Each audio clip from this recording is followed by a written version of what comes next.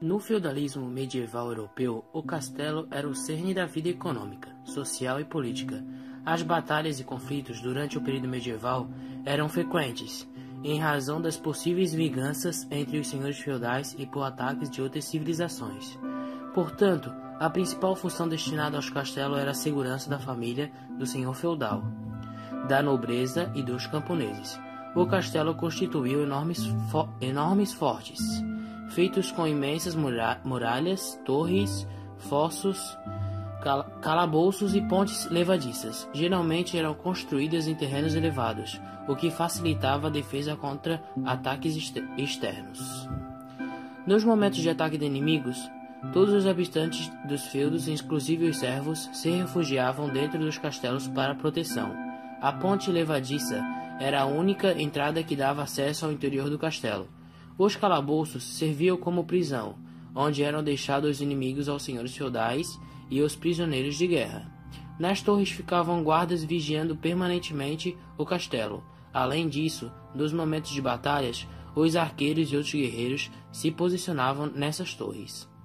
No interior do castelo eram realizados numerosos banquetes e diversas festas. A igreja medieval teve importante papel no século V ao século XV. A influência da religião era imensa, não só no plano espiritual, como também no domínio material. Ao se transformar na maior proprietária de terras, numa época em que essa era a principal fonte de riqueza e poder político. Durante o período medieval, a economia se ruralizou, com o feudalismo. A igreja, antes concentrada nas cidades, foi obrigada a se deslocar para o campo, onde os bispos e abades se tornaram senhores feudais. Durante o feudalismo da Europa, o feudo era a principal unidade de produção. As terras do feudo eram de propriedade do senhor feudal, porém possuíam uma divisão bem determinada, uma divisão entre manso senhorial, manso sérvio e terras comunais. As terras do manso senhorial eram de utilização exclusiva do senhor feudal, porém os servos eram convocados para trabalharem de 2 a 3 dias por semana nesta terra, sendo que toda a produção era destinada ao senhor feudal. No manso sérvio, eram as terras destinadas ao uso dos servos.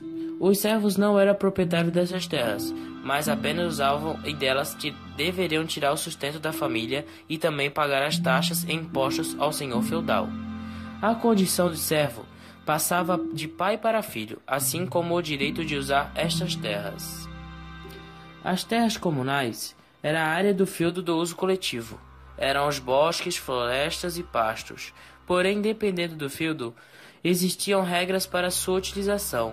Em muitos locais da Europa, era comum a proibição da caça realizada por servos em terras comunais.